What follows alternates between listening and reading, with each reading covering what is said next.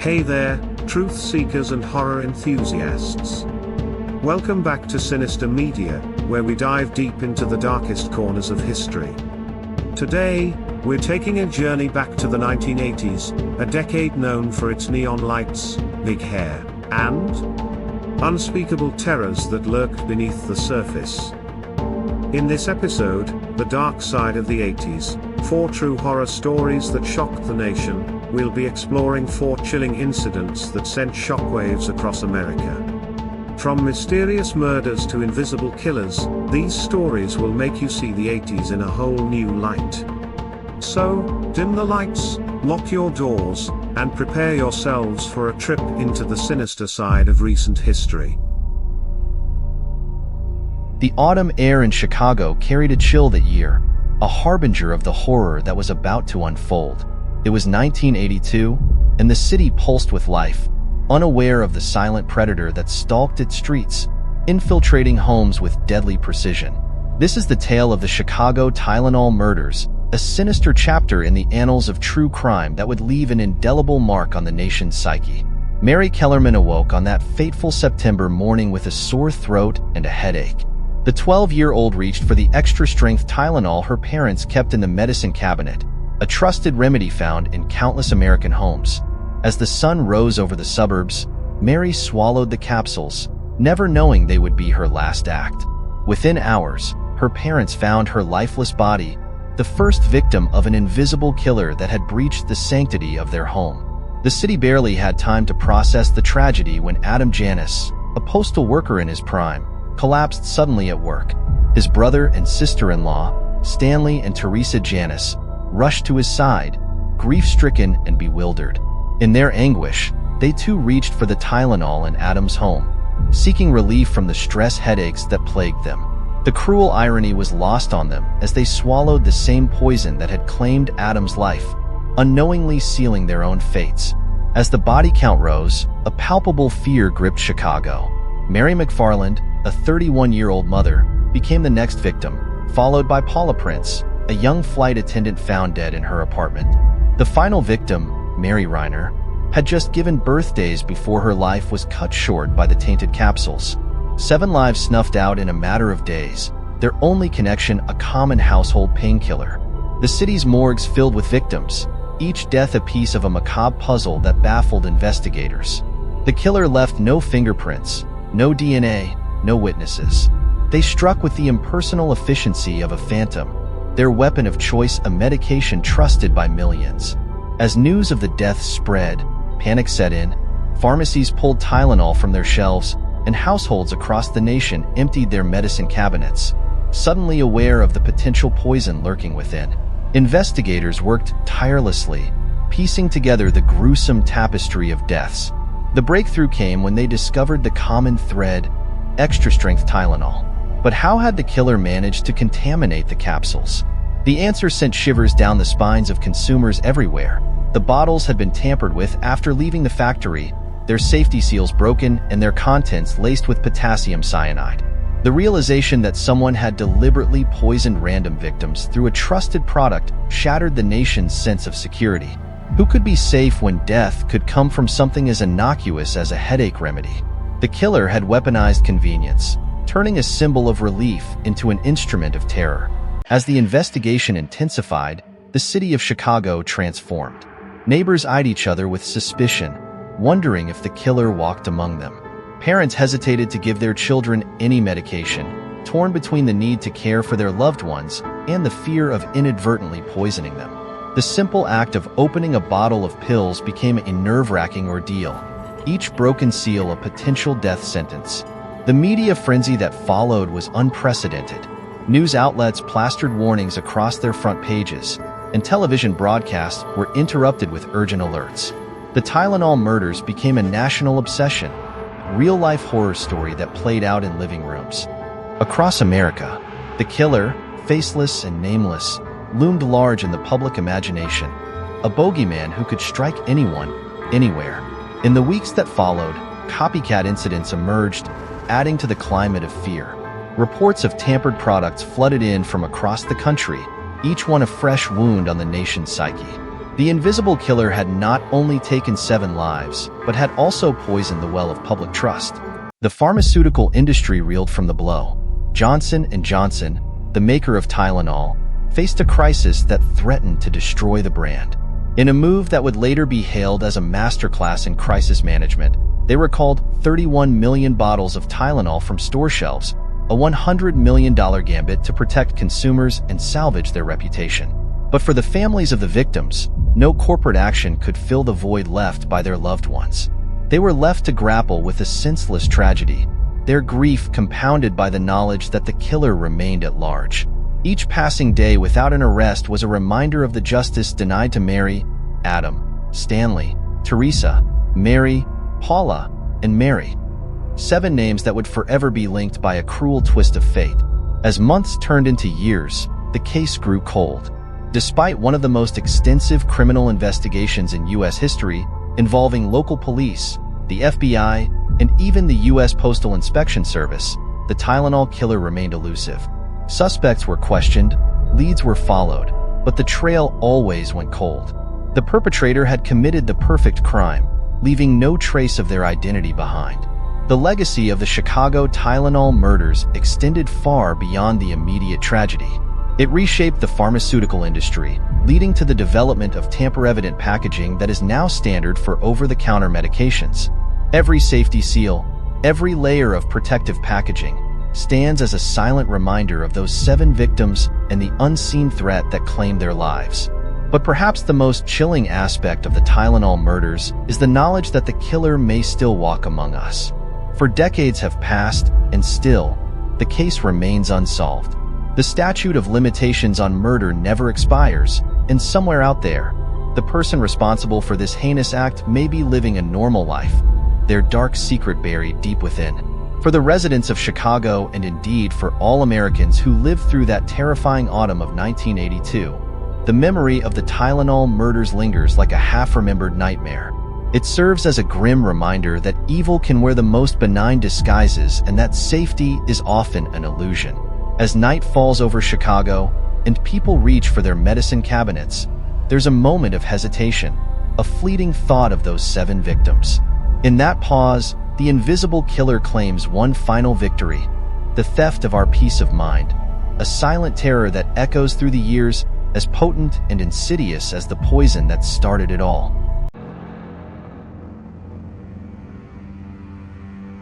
Manhattan Beach, California, 1983. The sun-drenched coastal town seemed like a slice of paradise, where the laughter of children playing on pristine beaches mingled with the crash of Pacific waves. But beneath this picturesque veneer, a darkness was stirring, one that would soon engulf the community in a maelstrom of fear, suspicion, and hysteria. At the heart of this idyllic scene stood the McMartin Preschool, a trusted fixture in the community for nearly 3 decades. Its cheerful facade and well-tended playground gave no hint of the horrors that would soon be associated with its name. For years, parents had entrusted their most precious possessions, their children, to the care of the McMartin family and their staff. Little did they know that this trust was about to be shattered in the most horrifying way imaginable. It began with a whisper, a single accusation that would snowball into a tempest of terror. Judy Johnson, a troubled mother, came forward with allegations that would chill the blood of any parent. She claimed that her young son had been sexually abused by Ray Buckey, a teacher at the preschool and grandson of its founder, Virginia McMartin. But this was just the tip of a nightmarish iceberg. As news of the accusation spread, it was as if a dark spell had been cast over Manhattan Beach. Parents, gripped by a primal fear for their children's safety, began to question everything. Had their little ones also fallen victim to this unspeakable evil? The seeds of panic were sown, and they would soon bear poisonous fruit. Detective Jane Hogue of the Manhattan Beach Police Department found herself at the epicenter of the growing storm. As she delved deeper into the case, the allegations grew more numerous and more horrifying. Children, some as young as 2 or 3, began to come forward with stories that defied belief. They spoke of secret underground tunnels beneath the preschool, of dark rituals involving animal sacrifice, and of abuse at the hands of not just Ray Buckey, but a whole network of preschool staff and strangers. The community, once a haven of trust and neighborly goodwill, transformed almost overnight. Parents looked at each other with suspicion, wondering who among them might be part of this alleged ring of abusers. The McMartin Preschool, once a place of joy and learning, now loomed in the public imagination as a house of horrors, its cheerful exterior masking unspeakable evils within. As the investigation intensified, so did the hysteria. Child psychologists were brought in to interview the preschoolers, using techniques that would later be heavily criticized. In sterile rooms, young children were subjected to hours of questioning, their malleable minds probed for any hint of abuse. The line between reality and suggestion blurred, and soon, hundreds of children were making accusations against dozens of adults. The media descended upon Manhattan Beach like vultures to carrion. News vans clogged the streets, their satellite dishes reaching towards the sky like grotesque appendages. Reporters thrust microphones into the faces of shell-shocked parents, hungry for every salacious detail. The McMartin Preschool trial became a national sensation, a real-life horror story playing out on the nightly news. In 1984, the hammer of justice fell. 7 people associated with the McMartin Preschool were arrested and charged with 321 counts of child abuse, involving 48 children. At the center of this maelstrom stood Ray Buckey and his mother, Peggy McMartin Buckey. As they were led away in handcuffs, the crowd that had gathered outside the police station howled for blood, their faces contorted with a rage that bordered on madness. The preliminary hearing that followed was the longest and most expensive in California history. For 18 grueling months, the court heard testimony that seemed ripped from the pages of a horror novel. Children spoke of being forced to participate in satanic rituals, of being photographed nude, of watching animals being slaughtered. With each new revelation, the case seemed to spiral further into the realm of the unbelievable. As the trial progressed, cracks began to appear in the prosecution's case. The techniques used to interview the children came under scrutiny. Experts argued that the young witnesses had been led to make false accusations, their testimonies tainted by suggestive questioning and the hysteria that had gripped the community. The underground tunnels, supposedly the site of so many horrors, were never found despite extensive excavation of the preschool grounds. Yet, even as doubts began to surface, the damage to the community was already done.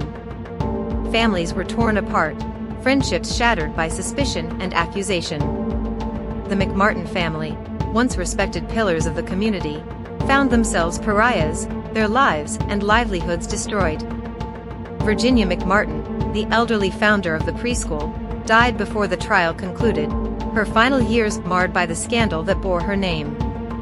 The trial dragged on for years, a legal nightmare that seemed to have no end. In 1990, after 3 years and $15 million, the jury acquitted Ray Buckey of 52 counts of child abuse. His mother, Peggy McMartin Buckey, was acquitted of all counts. The other 5 defendants had their charges dropped before the case went to trial. The verdict was met with a mixture of relief and outrage, depending on which side of the divide one stood. But the nightmare was far from over. A second trial for Ray Buckey on 13 remaining counts ended in a hung jury in 1990. Finally, after 7 years, the prosecution decided not to retry the case. The legal ordeal was over, but the scars it left on the community would never fully heal. In the aftermath, Manhattan Beach struggled to make sense of what had happened. How had a community been so thoroughly consumed by fear and hysteria? The children who had testified, now older, grappled with the weight of their role in the trial. Some recanted their testimony, while others maintained that abuse had occurred, their lives forever shadowed by the events of their early childhood. The McMartin Preschool trial left a lasting legacy, not just in Manhattan Beach, but across the nation. It sparked a wave of similar cases, a period that would come to be known as the Satanic Panic of the 1980s and early 1990s. Child protection policies were overhauled, interview techniques for young witnesses were re-evaluated, and the public's understanding of the suggestibility of children was forever altered. Today, The site where the McMartin preschool once stood is an empty lot, a void in the landscape that serves as a silent memorial to the tragedy that unfolded there. The laughter of children no longer echoes within its boundaries, replaced by the whisper of wind through untended weeds. For those who lived through those dark days, the empty space is a reminder of how quickly paradise can turn to purgatory, how easily fear can corrupt a community, and how the most horrifying monsters are often born not of supernatural evil, but of all too human hysteria. As the sun sets over Manhattan Beach, casting long shadows across the empty lot, one can almost hear the echoes of those long-ago accusations, a chilling reminder that sometimes, the most terrifying stories are the ones we tell ourselves. In the summer of 1979, a sinister shadow fell over Atlanta, Georgia. The city, known for its southern charm and burgeoning African-American middle class, was about to be plunged into a nightmare that would stretch on for 2 horrifying years. It began with whispers, rumors of children vanishing without a trace, swallowed by the sprawling urban landscape. But soon, those whispers would grow into a deafening chorus of terror and despair. The first to disappear was Edward Hope Smith, a 14-year-old boy who vanished on a warm July evening. 4 days later, another teenager, Alfred Evans, went missing. Their bodies were found in a wooded area, discarded like broken toys. The discovery sent shockwaves through Atlanta's African-American community. Parents clutched their children closer, eyeing strangers with suspicion. But this was only the beginning. As summer faded into fall, more children vanished. Milton Harvey, 14, disappeared while on an errand. Yusuf Bell, only 9 years old, went out to buy snuff for a neighbor and never returned. His small body was found weeks later, stuffed in an abandoned school building. The pattern was clear: young, African-American, snatched from the streets of their own neighborhoods. Fear gripped the city like a vice. Children who once played freely in parks and on sidewalks were now kept indoors, their laughter silenced by the specter of an unknown predator. Schools implemented buddy systems, and parents began escorting their children everywhere. The carefree days of childhood were replaced by a constant, gnawing dread. As the body count rose, so did the panic. The police seemed powerless to stop the killer or killers. Each new disappearance was a fresh wound on the city's psyche. Angel Lanier, 12, vanished after school. Jeffrey Mathis, 10, went missing on his way to the store. Their families were left in agonizing limbo, hoping against hope that their children would be found alive, yet dreading the inevitable phone call or knock on the door that would shatter their world. The national media descended on Atlanta, their cameras and microphones capturing the city's growing desperation. The face of one mother, Camille Bell, became the symbol of the community's anguish. Her son, Yusuf, had been one of the first victims. Now, she stood before the cameras, her eyes hollow with grief, pleading for someone, anyone, to stop the monster preying on their children. As 1980 dawned, there was no respite from the horror. The killer or killers seemed to be taunting the city, growing bolder with each abduction. Children were now vanishing in broad daylight, snatched from busy streets and crowded parks. The list of victims grew longer: Anthony Carter, Earl Terrell, Clifford Jones. Each name was a dagger in the heart of a community already drowning in sorrow. The city mobilized. Volunteers patrolled the streets, their flashlights cutting through the darkness, searching for any sign of the missing children or their abductor. Psychics and self-proclaimed experts flocked to Atlanta, offering their services to desperate families. But still, the children continued to disappear. In the projects and neighborhoods where most of the victims lived, a terrible whisper began to circulate. Some believed that the killer wasn't just a deranged individual, but something more sinister. Rumors of cult activity, of children being sacrificed in dark rituals, spread like wildfire. Others pointed to the Ku Klux Klan, seeing in these murders a campaign of terror against Atlanta's African-American community. The truth, it seemed, was as elusive as the killer himself. As the death toll climbed past 20, the FBI joined the investigation. Agents combed through evidence, interviewed witnesses, and created profiles of potential suspects.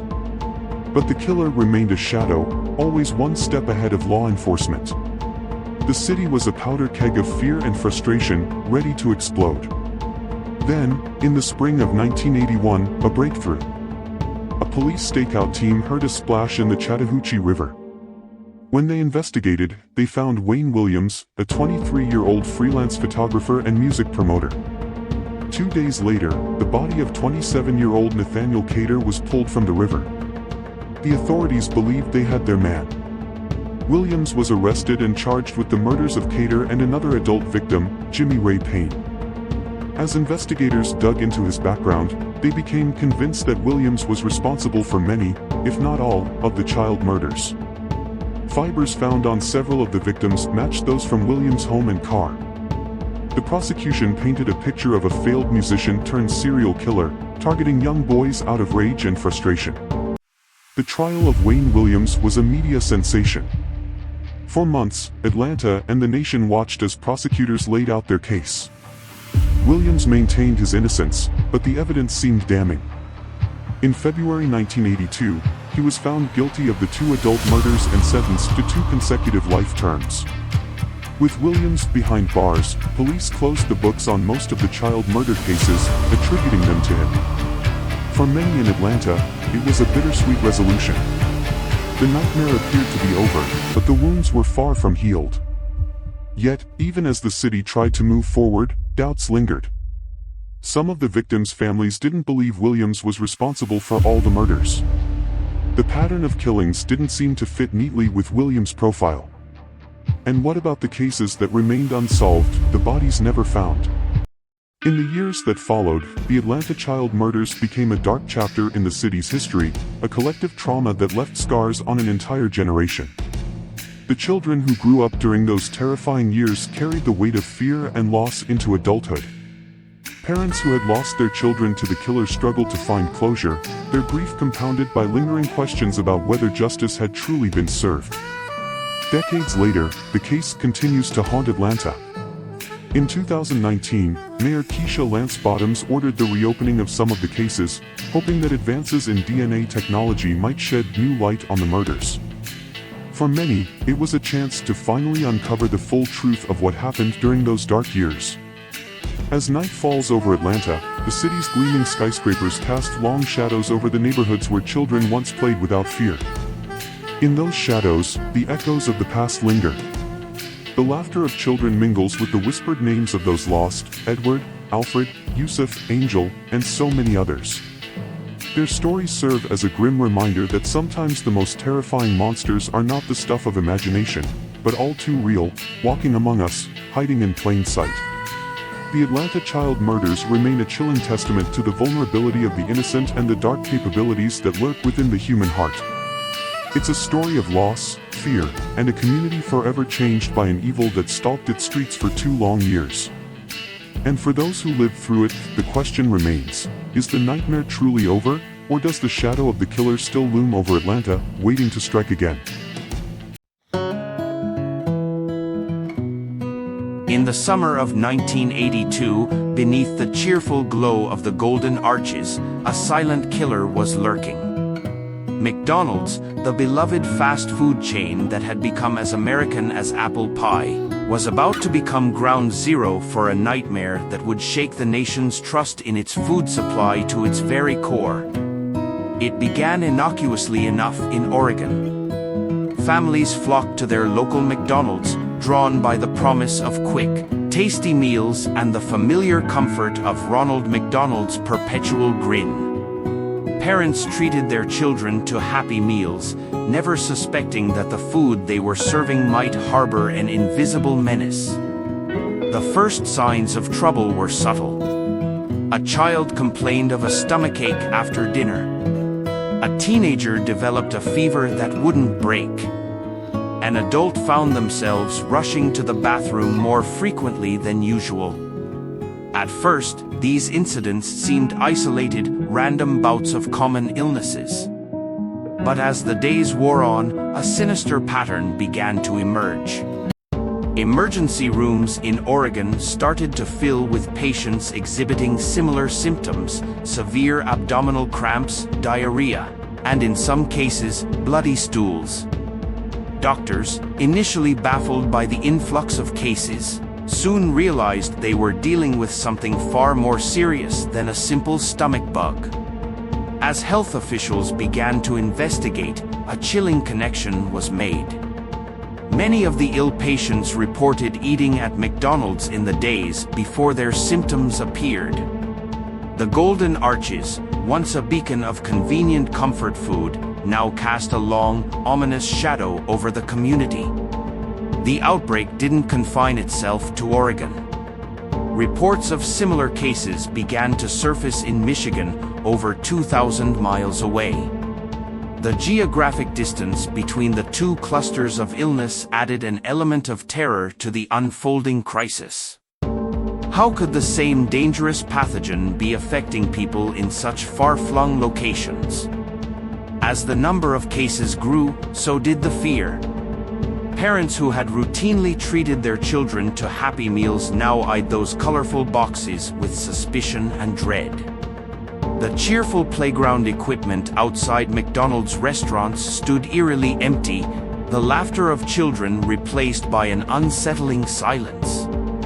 Health investigators worked tirelessly to identify the source of the outbreak. They interviewed patients, collected food samples, and combed through restaurant kitchens. Their findings sent shockwaves through the nation.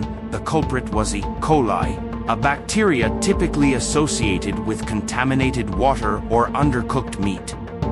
The strain of E. coli responsible for the outbreak was particularly virulent. It attacked the lining of the intestines with ruthless efficiency, causing severe inflammation and, in some cases, life-threatening complications. Young children and the elderly were especially vulnerable, their immune systems struggling to combat the invasive pathogen. As news of the outbreak spread, panic set in. People who had eaten at McDonald's in recent days flooded emergency rooms and doctors' offices, convinced that every stomach gurgle was a sign of impending doom. The media descended upon the affected communities, their cameras capturing images of worried parents clutching their children as they waited for test results. McDonald's, the fast food giant that had prided itself on consistency and cleanliness, found itself at the center of a public health nightmare. The company's executives huddled in crisis meetings, desperately trying to contain the damage to both public health and their brand's reputation.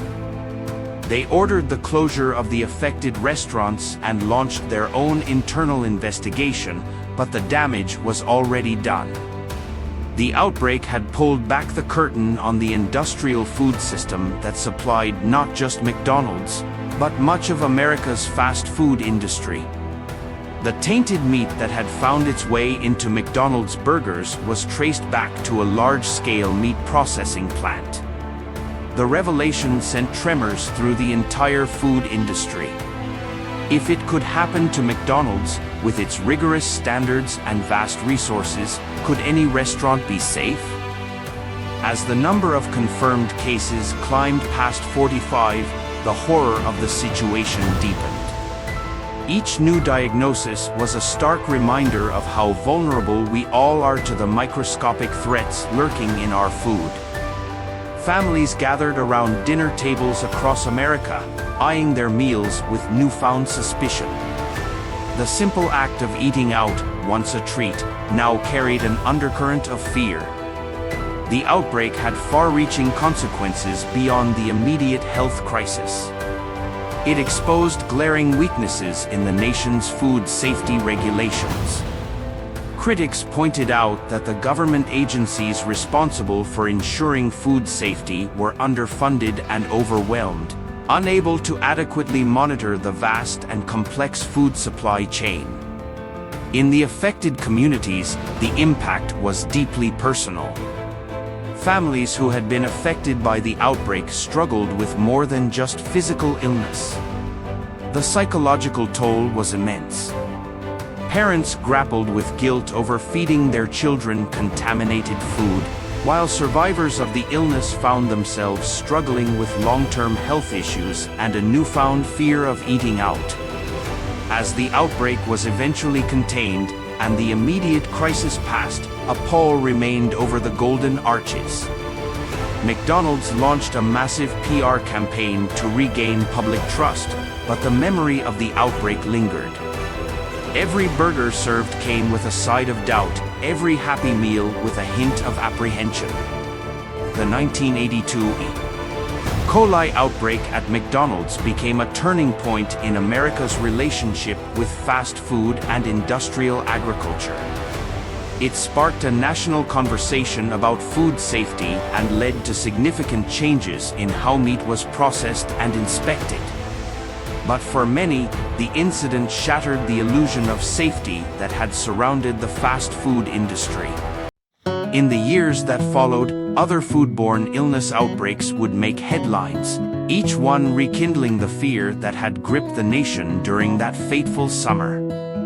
But none would quite match the shock of realizing that one of America's most iconic brands had unwittingly served up a helping of potentially deadly bacteria alongside its familiar menu items. Today, the Golden Arches still shine brightly across the American landscape, a testament to the resilience of the brand and the short memory of the public. But for those who lived through the 1982 outbreak, the sight of those arches will forever carry a hint of unease, a reminder of the summer when a trip to McDonald's could have been a fatal mistake. As twilight falls and the neon signs of fast food restaurants flicker to life along America's highways and byways, one can't help but wonder what unseen dangers might be lurking behind those cheerful facades. The 1982 E. coli outbreak at McDonald's serves as a chilling reminder that sometimes the most terrifying threats are the ones we invite into our lives with open arms and eager appetites. In the end, the incident left an indelible mark on the American psyche, a stark reminder that in our modern world, terror can come in many forms, even served up with a side of fries and a smile.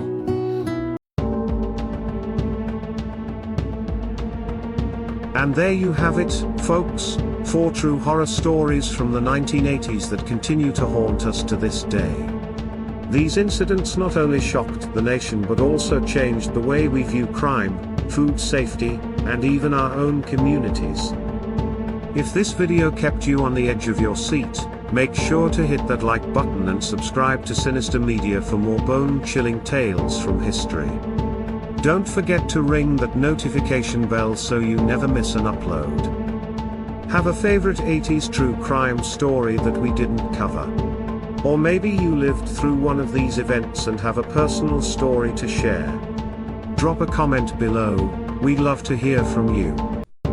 And remember, sometimes the most terrifying stories aren't found in horror movies. They're found in our own history.